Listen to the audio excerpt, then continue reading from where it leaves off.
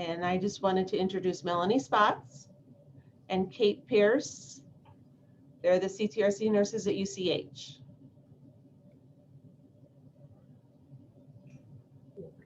Okay, something like that. Okay. We got to figure out how to share our screen. You want me to share the PowerPoint? No, I got it. Okay. You can go.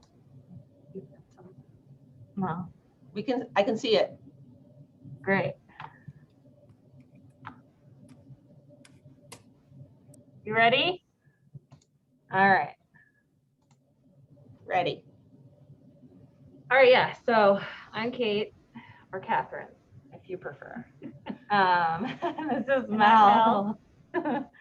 We both are nurses. We work at University of Colorado Hospital. We're one of the CTRCs around the country here.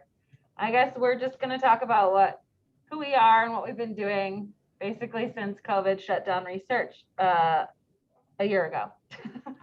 More than a year ago.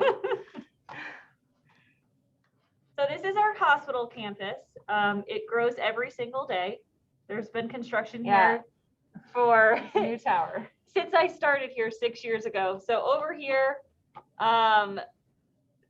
right in between this massive parking garage and this tower right here, they're building in this little strip another inpatient and possibly some outpatient tower. So it's just wild. It's growing all the time. And then our current inpatient unit right here is actually where Kate and I are right now. And we're on the 12th floor, and we have 5 rooms total, and they are all along this back wall of this building right here. Our metabolic chamber is over in this little corner, kind of cool. And then our outpatient building is currently in this building right here, Leprino. But as you can see, this lovely parking lot here is now the location of our brand new research tower with a whole lot of other clinics. So it doesn't look anything like this picture at the moment, but it's very exciting. We're getting a brand new outpatient research unit in this parking lot, soon to come this year. All right. So our CTRC is one of the 62 NIH funded CTSA hubs, and CTRC stands for Clinical Translational Research Center. And so we work under CCTSI, or Colorado Clinical and Translational Science Institute, at the University of Colorado Anschutz Medical Campus. So we are one of 4 CTRCs in Colorado. We are the biggest, which is kind of cool. There is one also at Children's Hospital. There's one at National Jewish Hospital. They're a lot smaller, and there's one up in Boulder, with Boulder, Colorado. So each CTRC used to be a GCRC program, but it was combined all under one CTSA in 2008. So it's been a while now. And the adult CTRC is located at the hospital, and I kind of showed you guys where it was on the map. And we have 2 locations. We have an inpatient unit and an outpatient unit. And our outpatient clinic is run by 4 nurses and 2 MAs. And the MAs can do almost everything that a nurse can do except for medication administration, of course. But they start IVs, they do EKGs, they run a lot of our simple OGTT studies or PK studies, which is really cool. It's really helpful. And we're open 5 days a week there. And then our inpatient unit is open 24/7, 365-ish days a year, pending appointments and research. No one likes to do research on Christmas, thank goodness. And we have 8 nurses. So most of our team has been here for at least 4 or 5 years. It's really awesome. We all get along really well, and we work together really well. Yeah, and it's fun. And we also get to do mobile nursing throughout the hospital and throughout different ambulatory clinics. So we are very busy most of the time. We have about 300 active research studies going at any given time. And these are industry funded. They're also investigator funded. And they're in all different specialties. So, I mean, we do anything from dermatology to neurology to we've done clinic or studies at the eye center, cardiology. I mean, anything you could think of, we're probably doing research with it. No, that's good. That's Mel in that That's picture. me. Great picture. So before COVID, we had, like we said, we have 300 different protocols. This is just kind of an example of what we do. We do a lot of infusions. It's probably a big bulk of what we do for a variety of different diseases in a variety of different specialties. And then we have a few procedures we do on our inpatient unit. We do bronchoscopies.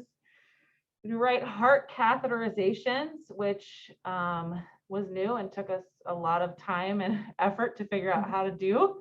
Two of our nurses trained with them down the right heart people, the IR people downstairs in the hospital to learn how to do that up on our unit. So the picture on the right is actually a picture of a right heart cath that we're in the middle of On our unit. with our doctor, Dr. Cornwell, who is doing all of those. He's studying like exercise and most of these patients that are getting right heart caths also have left ventricular assist devices. So, Or severe heart failure. they're severe heart failure. So we're putting caths in them and then getting them up on a bike and exercising them and seeing what happens. And it's gone very well Yes.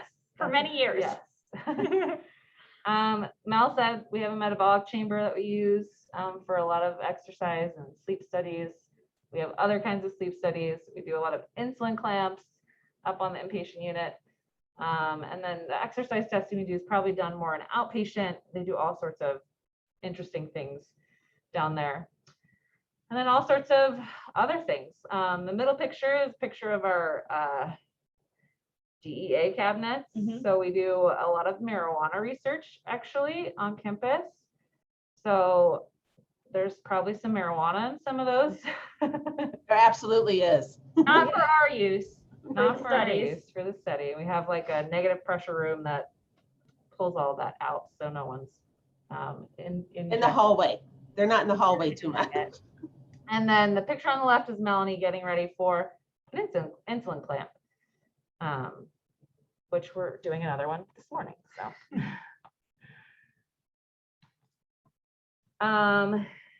So before COVID, that's what we were doing. We were pretty busy. And then COVID happened, and then the NIH halted most of our non-essential research in March 2020. So our inpatient unit actually fully shut down on March 24th, and we gave our beds to the hospital to use in the COVID surge. So some of the inpatient staff obviously were kind of out of jobs. So we were deployed elsewhere in the hospital and throughout our system. Since we're hospital employees, we were able to kind of work in other areas. So a lot of us work in our telemetry unit, the employee call center. We had a like COVID patient call center people worked in.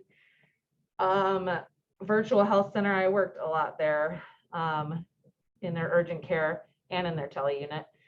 One of our nurses used to be an ED nurse, so she worked in the emergency department, employee health, and then a lot of our nurses did pick up shifts in inpatient and ambulatory working on COVID units or elsewhere in the hospital.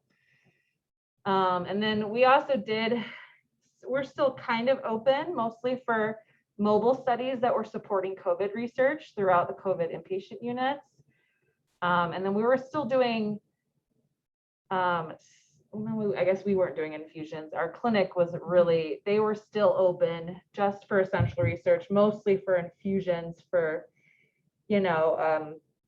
people who have some sort of illness and this research study they're on is their only treatment option. So they were still doing infusions down there, but a lot less than they used to be doing. So they were really limited too. Thanks. And our CCTSI structure kind of made it really nice. And they split all of our protocols kind of into 5 groups based on patient need. So only groups 1 and 2 were allowed to proceed with research activities in a clinic. And I'll say that that group thing was really nice because it kind of helped as COVID started to slow down and research was allowed to pick up. You know, we could open one group at a time, you know, based on capacity and social distancing and all of that. So it was really actually helpful.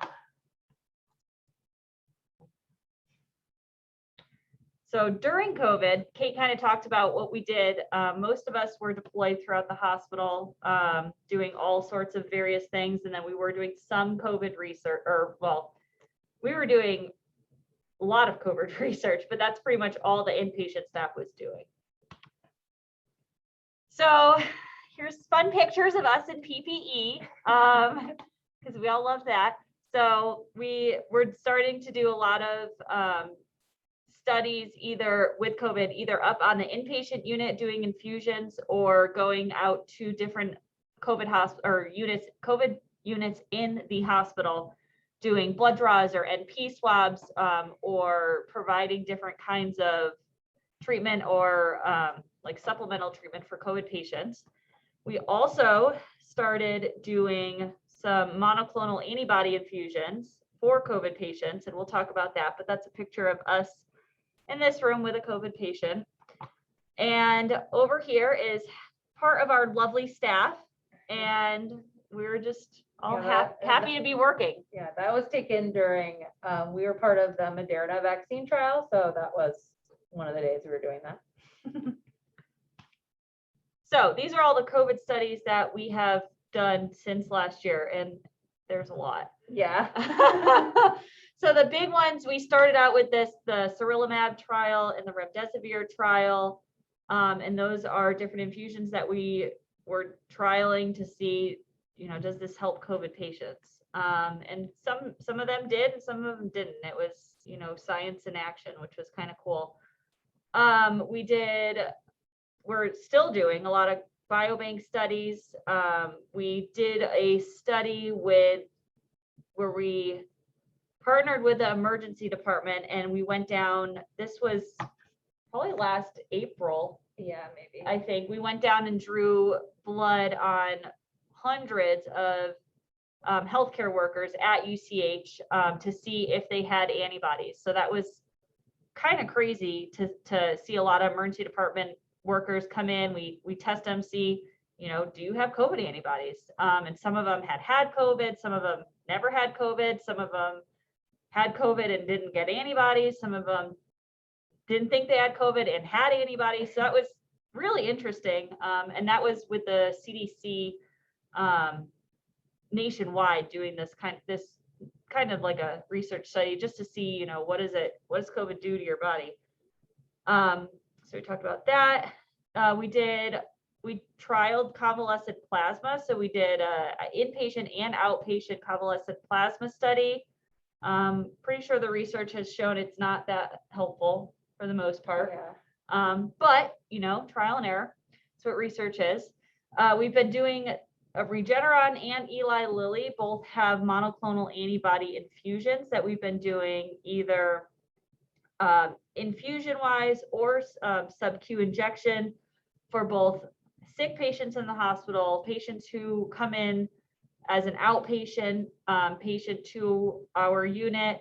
And we also did this really interesting study where we gave sub-Q monoclonal antibodies to household contacts of patients who were COVID positive. And some of those contacts tested positive for COVID and some of them didn't. So that was just interesting to see, you know, how likely is it to get COVID if your significant other who lives with you has COVID.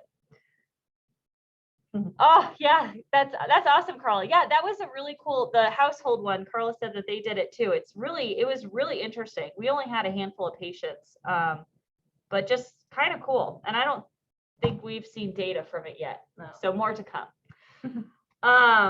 Let's see, we were a site for the Moderna vaccine trial, and that was a whirlwind trying to figure out how we originally were supposed to have 1,000 patients come in, and we thought, well, there's no way that's going to happen, but we figured it out because Yeah, that's what we do. In a month. In a month. It was incredibly stressful the end of last summer. But that was really fun to be a part of the Moderna trial. And, half of our staff got the Moderna vaccine once the vaccine started to roll out. And so that was, that's kind of cool. We did that study and then we got that vaccine. Kind of crazy. Let's see. We also looked at COVID-19 and the effect on HIV patients and their microbiome That's because still going on. and that's still going on. And then we're doing this number 15.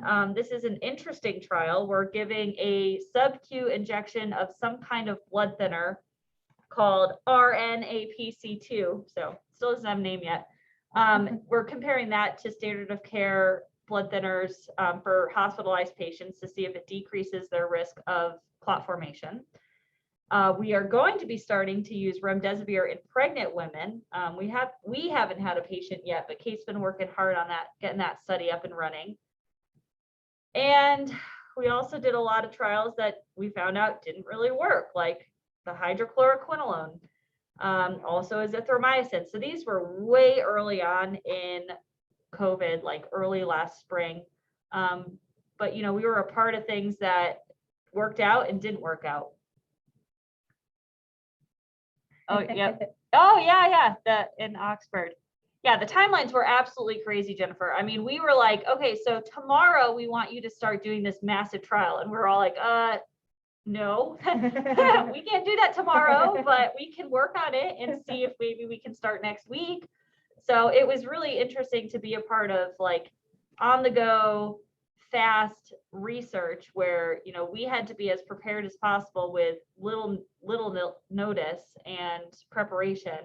And I think that just shows how amazing our nurses are because we all worked our butts off for a long time, and we still are, to make sure research is getting done to help everyone, to help the population. So it's really been fun to be a part of that. Yeah, and I will say a nice side effect too of this is like, I don't think anyone in the hospital, so like we're mostly, run by the university and we don't interact with the hospital as much.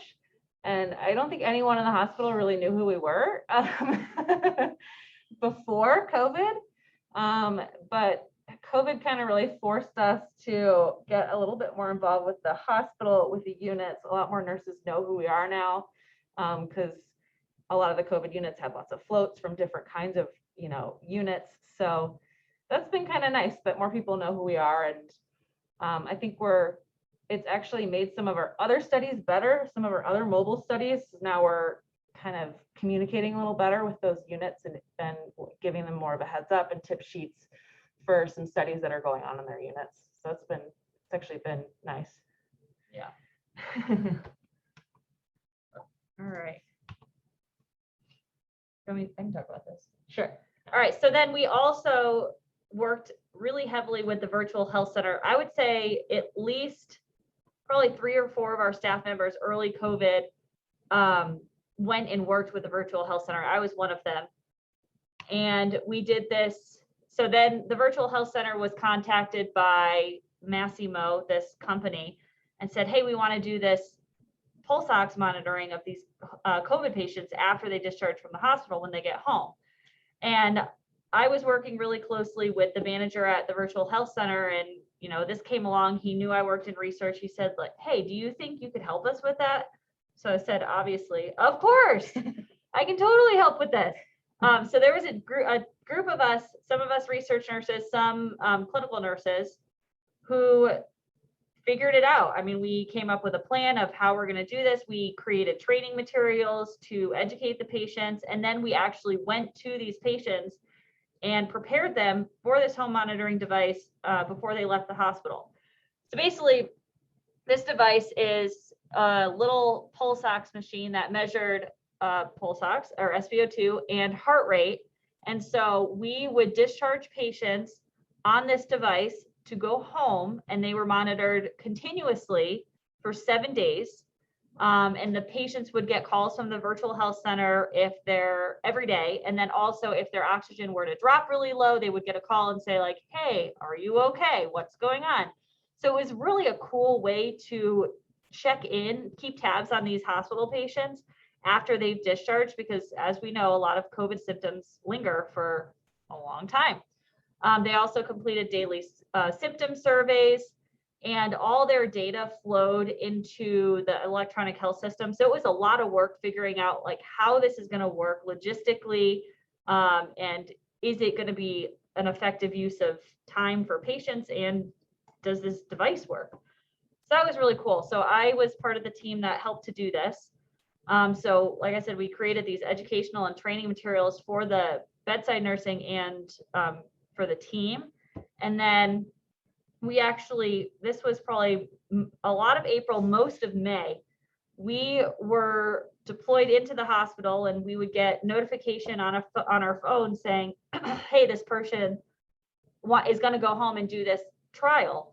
And then we would go into the patient room and we would show them how to use this device. We had to download an app on their phone and get it all connected, show them what to do. Halfway through their 7 days, they had to change the battery. So we had to show them how to change the battery.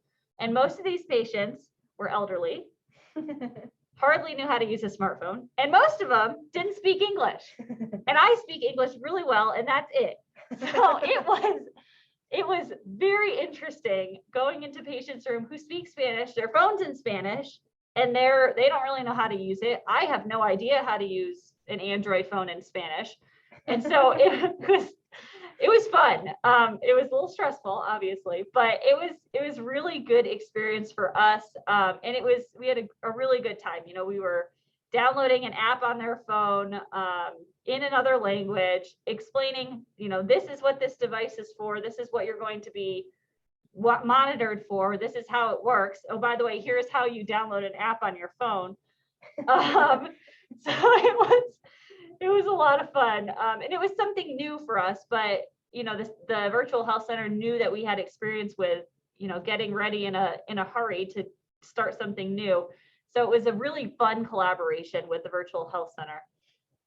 And now this system is being used by employees and other hospital patients throughout the health system. So we started it here at Metro Denver UC Health, and then trained nurses and clinical staff at other hospitals in the UC Health hospital system. So really kind of a cool thing that we were a part of. Yeah, and I see this device is advertised on a billboard on one of our highways. I always see it, and I'm like, we did that. we did that. Yeah, that's a fun thing about research. Very is strange. something comes up and you're like, hey, I did that. I know that.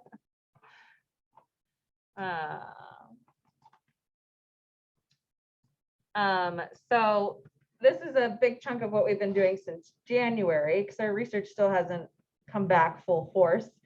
So we did both of these. Well, we did one of these trials. We did the Regeneron monoclonal antibody treatment ourselves a little earlier. And then once both of these monoclonal antibody treatments got approved for emergency use authorization, our hospital system was kind of like, well, we have nowhere to give these infusions. We don't really know what we're going to do that way.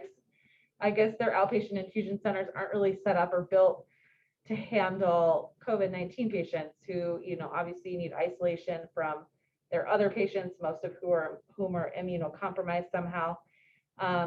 So the hospital asked our research unit to do these for them. So we said, sure, why not? Oh shoot, sorry, chat's in my way. So EUA came out for the bamlanivimab on November 10th, 2020, and then casirivimab and imdemivimab, hoping I'm saying all those right, on November 21st. I don't think we started till December. Did we? Yeah, we started in December. Yeah, I thought we started in January. Nope, December. Wow. So actually, Diane spent a lot of time figuring out how to turn our unit into an outpatient infusion center and like how ambulatory Epic works. Because and billing and all sorts of things that like we don't do. So Diane should take some credit for a lot of that, because that's not something any of our nurses are super familiar with. But because we had done the trial and we're doing other COVID trials, we actually, and our inpatient unit has rooms with doors that shut, so, and not open bays. So they decided to use our rooms. And since we already knew how to administer them during the trial, it really made sense for them to come up here. So kind of in the beginning, December, January, we're doing less research and more of this. And now we're doing a lot more research. There's a lot more demand on our research. And we're also doing these infusions. So it's been really, really busy and a little stressful. And I know our hospital has been using that virtual health center to really promote this treatment for outpatients. They want to get it to anyone they can. So they've been reaching out to anyone who tests positive in the entire system. And we're not the only infusion unit in Colorado. There's several other ones, but we do get a lot of requests for these, and it's usually day of or the next day that they want to come in, and there's only a 10-day window they can get these drugs. So it's been a little stressful. So because of that, and because our research is picking up, we're actually going to start transitioning these infusions to another location. And I'm guessing we'll probably have to do some training with those RNs on its administration. It's been really difficult for us. In the beginning, they didn't really have like a doctor for us to call. So we've had to work through some things. And we've had a lot of patients who just have issues that our research patients don't, because all these patients have some sort of comorbidity. That's why they qualify for the treatment. So we've had to figure out how to send patients to the ED and Triage.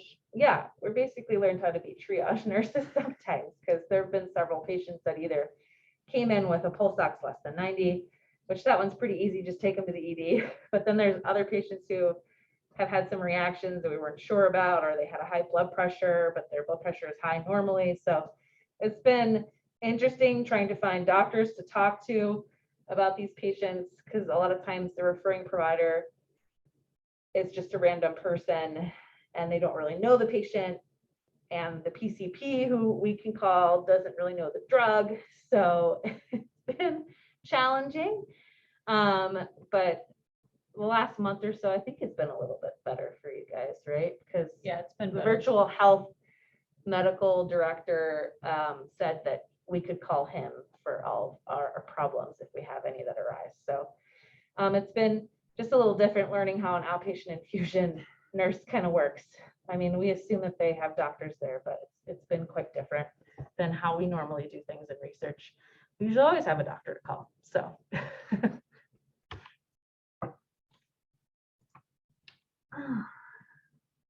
So, man, when we put this all in slides, it actually shows that we have been incredibly busy. And we have, because it feels like that to us. So the next fun thing that we did was we translated research into the home health setting. This started last July, and it's still going on. So this came about because we do a lot of neuro research, a lot of infusions for MS, also using MAB drugs. So the neurology team came to us in July and they said, hey, there's these home health nurses, this home health group that wants to give their Ocrevus infusion or ocrelizumab infusion in the home setting for their MS patients, because MS patients are sick. They have comorbidities. They're at higher risk for getting COVID. A lot of times they have mobility issues. So it's really hard for them to get out of their home to get to an infusion center when we're not in the middle of a pandemic. And so it became even harder for them to get their infusions during COVID. And so they said, hey, can you guys help us train our nurses how to be research nurses on this protocol and see if we can even do Ocrevus or give Ocrevus in a home health setting? Ocrevus is now standard of care for MS patients, and it's already delivered in the setting, but we in a longer infusion period. And so the team wanted to see, can we give it in a shorter infusion protocol? So we trialed this protocol a few years ago, and it worked great. And so they wanted to trial this short infusion in the home setting. So they asked us for help, of course. And Kate and I actually were probably the lead on that team. And then another one of our nurses, Katie, developed a curriculum to train these home health nurses on how to be research nurses in the home health setting. So it was a lot of work. It was kind of fun. I thought it was pretty fun. Yeah. I think they probably thought it was really fun too. And so all these patients, like we talked about, MS patients were encouraged to stay home, to isolate, to decrease their risk of contracting COVID. And so some of their ocrelizumab infusions were delayed. And so we really needed a long-term solution to be able to give Ocrevus or any kind of monoclonal antibody infusion in a home setting with in a faster rate to save time for patients during the pandemic, but also long term, because I mean, hopefully COVID's going to go away sometime, but we just need to be more, I can't think of the word. We just need to be able to provide healthcare in different settings. And I think COVID has really been a great start off point for people to kind of have to think out of the box. And then we were a part of this thinking out of the box, how we're going to give this infusion in a shorter time in the home setting. So let's see, we created this, or I think we're going to talk more about it. We created this training and trained the home health nurses to help out the patients. Yeah. So this is just, this is goals of the study. This is directly from the protocol that our neurology team wrote. So developing and testing the feasibility, safety, and patient experience of a home infusion model for Ocrevus patients using the short infusion protocol. And I think they're hoping too that the training that we provided can be used as a model to train infusion nurses in non-research settings to become CRNs. And, you know, hopefully operationalize, hard word, infusion studies in non-traditional clinical settings. I think we're hoping, and I think Tamara said she's seeing more home health protocols too, to kind of pave the way for quality research studies to happen in these home settings for other patient populations. And then it would increase a lot of patient access to innovative treatments for those not located near a big academic institution like us, or an infusion center, or just like Melanie said, people who have mobility issues and just can't get to a location even if they are near one of those. So we started the curriculum and protocol back in July. We kind of wrote a overview of what we were going to talk about so that they could include that in their protocol that they submitted to the IRB. And they also had, I think it was Genentech that was a sponsor for them on the study. They make Ocrevus, I believe. Yeah. So Genentech kind of sponsored them, and they wanted a good plan. So after the team got IRB approval, we kind of paused our help with that because we can't really technically work on anything until it's IRB approved. So we paused our help with their study until January, and then kind of converted that plan into deliverable content. It was virtual content. So I will say I did attend a lot of their meetings in between July and January. They just had a lot of questions while they were setting up with Emerita, that's the home health nursing team they worked with, just like hammering out logistics and regulatory stuff, mostly like how are we going to translate our source documentation and Epic into the platforms they use, and like how we schedule versus how they schedule. So it was just A lot of It moving was a lot of parts. weekly meetings. I wasn't there weekly, but I popped in to help with that every once in a while. So the training itself was 2 modules. We taught it over 2 one-hour Zoom sessions to the Emerita team in February, and Melanie and I did that.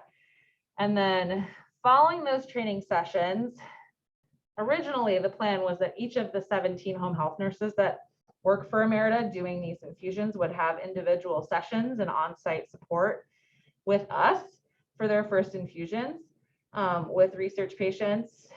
And that was supposed to be via telehealth with Emerita's platform. So we had to learn that, and then also via telephone. So we've trained a number of them. Yeah. This is just kind of the objectives that we came up with for this. And I can say, like, neither of us are experts on how to develop a curriculum at all. So, But we learned. but we did a great job. Figured it out. So we kind of talked about examine how research nursing is different from standard clinical care and research nursing language. I mean, none of us have been outpatient infusion nurses, but we've been different kind of nurses, and it's different transitioning from the bedside to research. So talked about that. Discuss protocol deviations, how to report those, and like the importance of staying on time, following a checklist. Discussing and demonstrating the differences between standard infusions and the shorter infusion protocol, and then kind of share what we've seen from that study we did a couple years ago about patient safety and expectations. So the nurses just had some kind of an idea what would happen to their patients. Discuss and demonstrate how to assess and treat infusion-related reactions per study protocol, because that can be different sometimes than how you normally do it in a standard of care setting. And then review just an example of how we document, and then how to complete that for their study team, and kind of how that integrated into their EHR. So module 1 was like an overview of the protocol. Our neurology team provided that.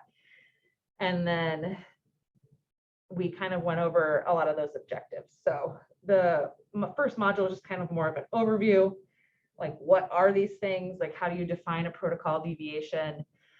And then how to report them, lots of different kinds of examples that we just kind of made up, not from anything really real. And then the second module, which I think was a week later, talked more about like the differences between the 2 infusion protocols and infusion related reactions, safety insights, and then how to document. And we provided like what our checklist kind of looks like. And then the Emerita IT/nursing expert there, went over the documentation on their end and how that would look like for them in like kind of real life. Yeah, thanks. So what we've learned so far, the study is still going on, which is great. And they're going to be enrolling about 100 patients. And I honestly have no idea where they're at with that number. But we provided the education, gave firsthand experience, and provided I guess not on site, but direct access to our help for these patients, or for the nurses who were doing these infusions for the first time. So that was really cool.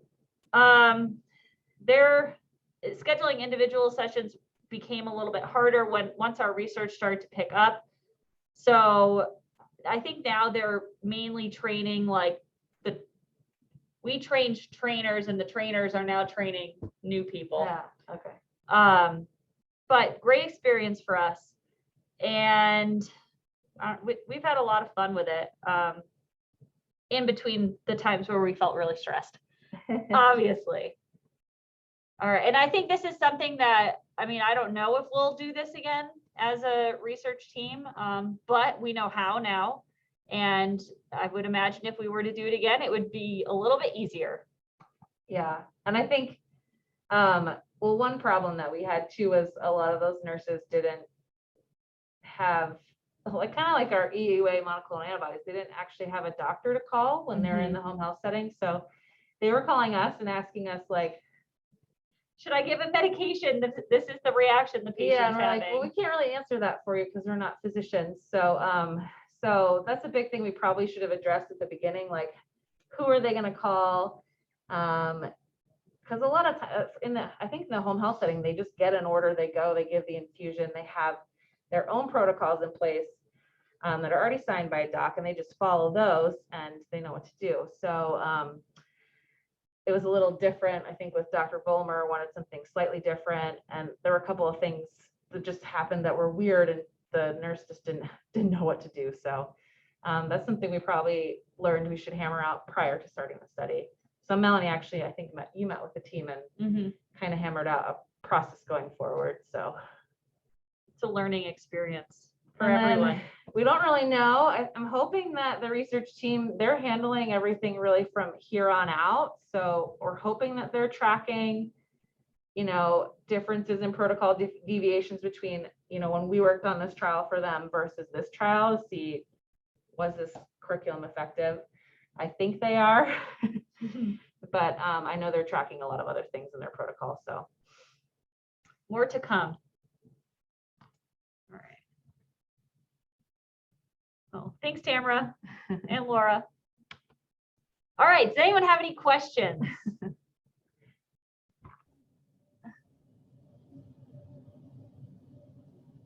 we're looking back at all Oh. chat. Yeah, Kate is definitely interested in doing this next year for our conference. Well, see, I'm having a baby tomorrow, so She is having a Oh my baby tomorrow. gosh. so Yeah. I will say I don't know what my life's gonna look like very soon. And Melody, if I may brag about you a minute, Oh, yeah. Melody will be a nurse practitioner very soon. Yes. Then peace I school. graduate in 2 weeks and 15 days. So I definitely won't care. This is Tamara. I have a question. You guys, I love that that group came to you to talk about training the home nurses, because we do have some trials. We're seeing more and more that have an option for infusions, injections at home by a home health agency. And, you know, it scares me because they're not research nurses. And one of the things that we've actually seen happen is those nurses have been deployed elsewhere. And so now it's like, oh, we had this set up to be done in the home. They can't do it. Can they come to the CRU for a visit? You know, so even while that's set in place, it's not foolproof. One question that I had, because we have a very similar experience as you, middle of March, NIH and our campus shut down non-essential research. And so we did have some oncology trials continue, but you know, our census went way down. And I'm wondering if the nurses on your unit were embracing going somewhere else with open arms, or if there was any struggle. Struggle. A lot Okay. of struggle. Yeah. And I think it was because there was so much unknown, and that was the hardest. I mean, I'll just speak from personal experience. That was the hardest thing is, I mean, I have a mortgage, I have bills to pay, and I needed to get paid. And there was not a lot of clear direction to find out, like, well, what do we do? You know, there's no research, like, is CCTSI still going to pay our salaries? Right. Where are we going to work? What are we going to do for work? Because, I mean, we weren't the only unit that was affected with shutdowns. I mean, GI, all surgeries essentially that were non-essential as well were shut down. And so those nurses needed jobs too. And so Yeah. it wasn't just a struggle for research nurses. It was a struggle for nurses all over the healthcare system with UC Health, and I'm sure elsewhere. That's what we had too. Yeah. Yeah. So it was, I mean, I went home every day and about cried because I was so stressed, and I'm not the only one. Half the nurses felt this way on our unit, just I think because, too, with the unknown of what COVID, yeah, that well, too. maybe not also like not knowing if you're gonna have PPE. I mean, speaking from someone who was trying to get pregnant, like I wasn't really keen on picking up in the hospital. I'm going to see these patients because I was like, I Right. don't know what's gonna happen. Right. And a lot of our other, nurses have, some situations in their households where they have immunocompromised family members or they're immunocompromised themselves. So they weren't keen on picking up in the hospital. Plus, like a lot of us have been out of standard of Yeah. care and bedside nursing. So like, I mean, just speaking, I'm probably maybe the closest. It's been Yeah. 3 years. And and I do a lot of our education on the unit. So I do get like some of what happens in the hospital, and there's so much that's changed. It's like so different. Right. So it's just, I think a lot of our nurses were really uncomfortable with being Bedside nurses. primary again. nurses for Yeah. patients. Yeah. So But I think our team did a really good job of communicating. I mean, we had group chats that we talked all the time about like, hey, I mean, I think there were a couple of us that were able to get in with the virtual health center early. And so we like pulled our nurses for that Massimo study. I mean, the virtual health center came to me and said, can you guys help us out? And I said, sure. I mean, our nurses want to work. yeah. Right. And we can definitely do this. And so I helped to facilitate that. And we found studies to help with around the hospital. And then, once COVID research started coming back to us, and then the Moderna trial, we had research studies that said, hey, we need your help. And so we, as a team, I think worked really well together to make sure people were working as much as they wanted to. They felt comfortable. Kate did a great job with, education. And we did have, I mean, obviously like everyone else, we did have a few months where PPE was scarce. I mean, we wore these masks until they ripped, which is disgusting, but we did it because we had to, and just like everyone else. But we haven't had PPE shortages in a long time. So that's helped make us feel more comfortable. And we know a little bit more about COVID, obviously. I mean, it's been over a year now. And so we still don't know everything. No one does. I think it's also super helpful. Our medical director is an infectious disease doctor. So, Yeah. And he runs the ACTG group here. And his group mostly just did an about face and stopped doing a lot of their HIV studies. And now we're doing COVID. So it's been nice to have him as a resource for a lot of our questions. Yeah. And then one other thing, our hospital was really generous too. And at one point they realized that our surge wasn't that big and there were a lot of people out of work. So they actually, for I think month of April and May, paid everyone their FTE, whether or not they worked. So, but we all worked. it was really great. I will say that was a really great thing the hospital did, but we were able to find work to help out with the hospital, with research, with the virtual health center. So, Well, because the hospital was very hungry to put them just in the float pool, just get a nurse, a bed at the bedside. And that's not where their specialty is. That's why it was more important where they were helpful, where they would be more helpful, like doing the Massimo study like Melanie did. I mean, that's what was more valuable, I think, to the hospital in the when they finally realized it. But then the nurses always knew that just being at the bedside after being out of it for 6 years wouldn't be the best use of my talent. Right. So they And saw, that research nursing is a specialty. That's one of the conversations that we had over and over. yes. Well, and I don't think they shared with you the amount of money that they made for us. So since this was an industry trial, I was able to charge $250 for the nurse's time an hour. So these ladies bankrolled us $20,000. Wow, awesome. wait, I would like to say Y'all that's got off for cheap. for that study. Yeah. That was cheap. we have saved our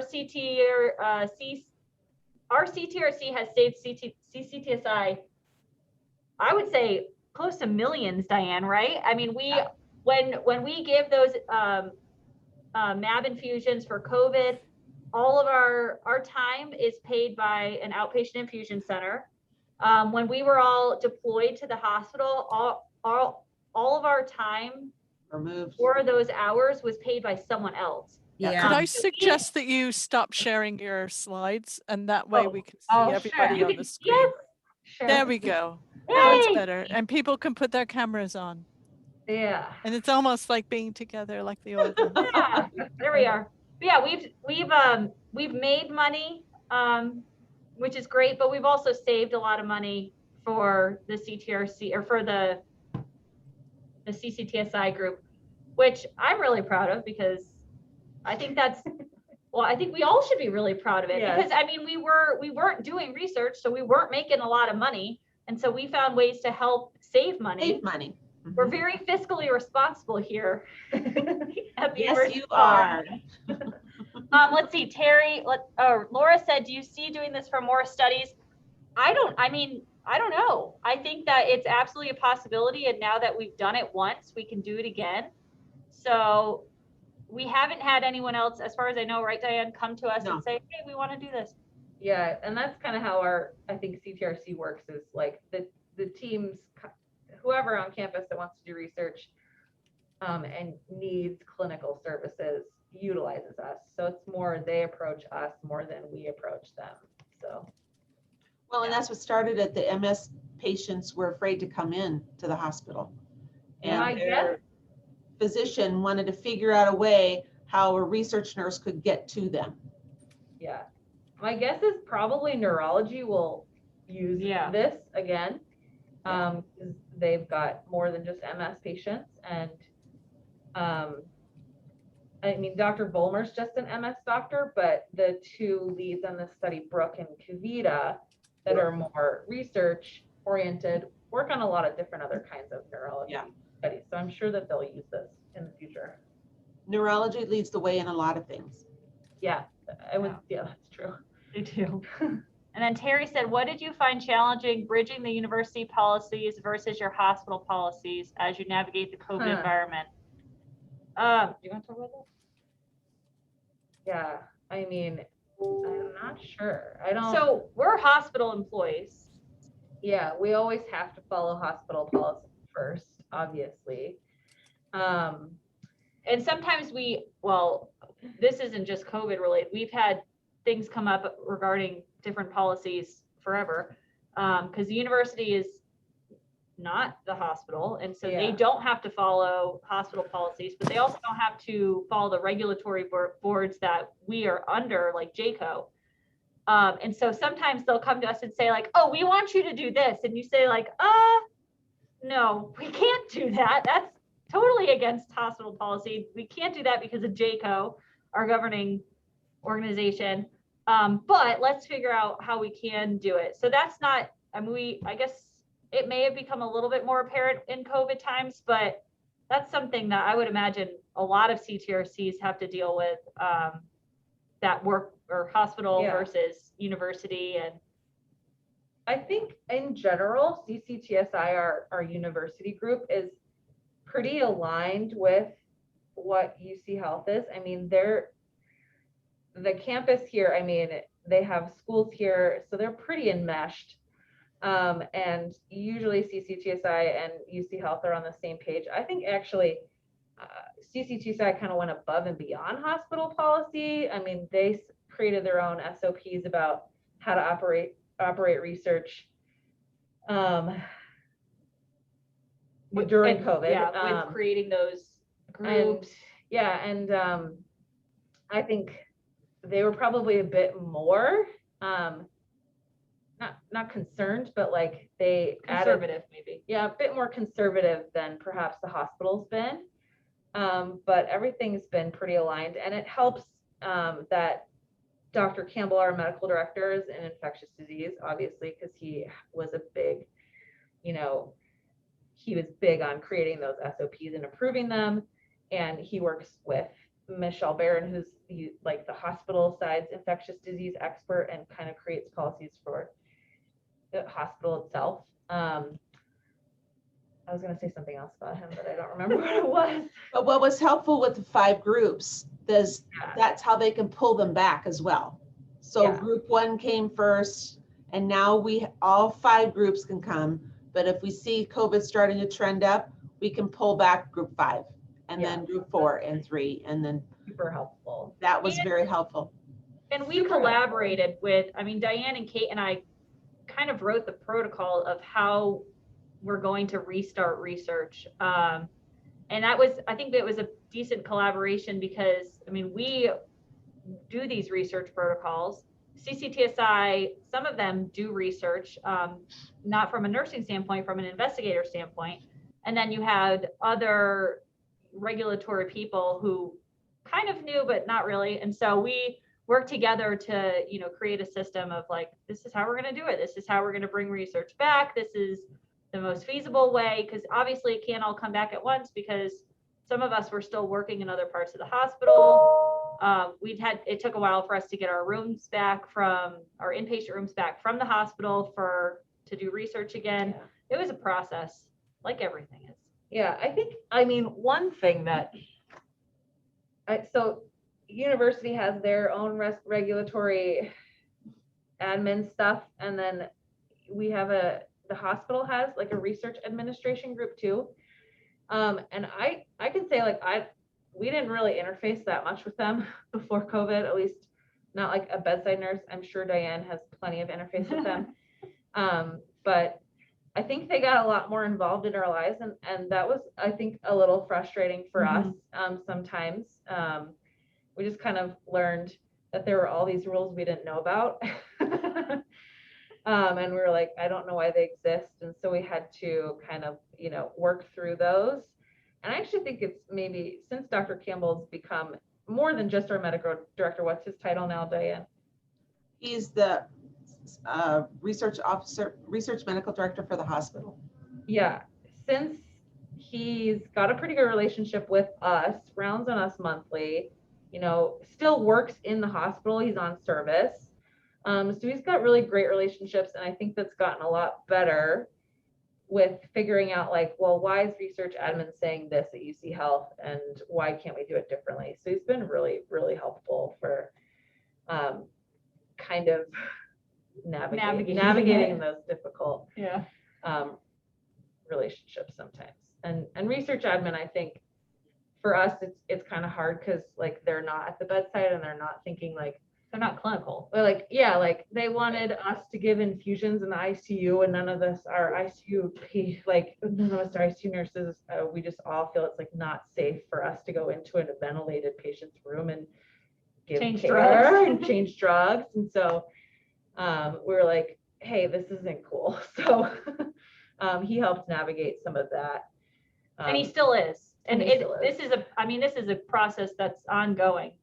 So I think what Kate did a really good job saying, you know, Dr. Campbell's been a really good liaison and has kind of helped to foster that relationship because it's not going away. Yeah. So we got to figure out a way to work together. And I think we've done a really good job. It's a work in progress, though, as all things are. And for the staff, I think one of the favorite things that I've noticed is they have been noticed. People see the CTRC now because they've been in the news as part of the Moderna trial, the MAB infusions we're doing. Before, we were kind of the hidden story, the hidden unit. Nobody knew where we were, what we were doing, and now it's right up front. And that's one of the things I'm most proud of, is that the hospital has finally noticed us. We've been here since 1961. So Never too late. time. All right, does anyone have any more questions?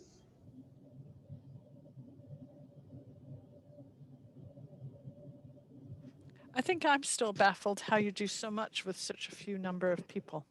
Well, that's because we're all amazing, Jennifer. Well, listen, Right, I've got exactly. amazing people. I've got amazing people, but and I'm still. Diane is hiring a few more nurses. Yeah. So I mean, do you do recruitment and arranging the visits, booking the visits, No. finding the time slots? Is No, we someone have- else- Well, yes, we do a lot of scheduling, which is something we've been doing, and then we got this scheduling system that was supposed to take it away, but we do a lot of it, especially in our inpatient unit. And that's mainly because we know the studies way better than the schedulers do because we do them. And so, you know, sometimes the scheduling templates will say like, oh, you can totally do these 5 really intensive studies with 3 nurses. And we're like, No, we And can't. do you do data queries? Do you do all the amendments for the protocols? No. No, we're no. not involved. We just do clinical stuff. So you Yeah. just see the patients when they come in. Yeah, Yeah. no consenting, Okay. no regulatory stuff. Okay, so that's how you do it with fewer. Yeah. Yeah. It's Okay, yeah, that's a the different. study teams are really involved with all of that, which is great for us. 'Cause we don't want to do that. Clinical only. Jane, don't listen. This is not how it works. It doesn't work like this anywhere else. This is an anomaly. But it really works here. That's good to know. Yeah, it does. Yeah. Amazing I mean, work. Well done. We've had some of that issue lately with that study that I'm trying to get up and running with remdesivir in pregnant population. We had actually had a perinatal CTRC. They unfortunately shut down because of COVID, but their nurses were more like what you're explaining. Like they did consenting, they did recruiting, they did the clinical stuff too, and the data collection. So this study is from their bag of tricks, and so the people that are running it are like, this is totally different and I don't know what I'm doing. So they're used to those nurses kind of helping with that, and we don't do any of that. So Well, thank you guys so much. You'll see Kate next year with a baby doing this presentation with Diane. And Melanie will be in Las Vegas. I'll be in Las Vegas. And I hope that Jane and my team won't be in Colorado. But if you are interested, Just call us. So Melanie and Kate, thank you so much. You did Yeah, an thank you. amazing presentation thanks. and Thank really you, guys. contributed to the movement and the progress of the IACRN. Absolutely. So grateful to you. Really appreciate your input. Your High work. five. I like that. yeah, so- high five back. So Jen, we have an hour, right? For everyone to take a break Before before Ohio? Ohio, I thought is at 5, which is 2 Oh. hours from now. Let me check the schedule, as they say over here. Just to double check. All right, well, we're gonna tap Ohio. out because we gotta go do 5. clinical work. You got a bronc to do. Well, good luck with that. Take Thank care. you. Bye, girls. Bye. Yeah, so it's 3 o'clock here now, and Ohio is at 5. So I'm stopping the recording. Okay. Do you want to stop cloud recording?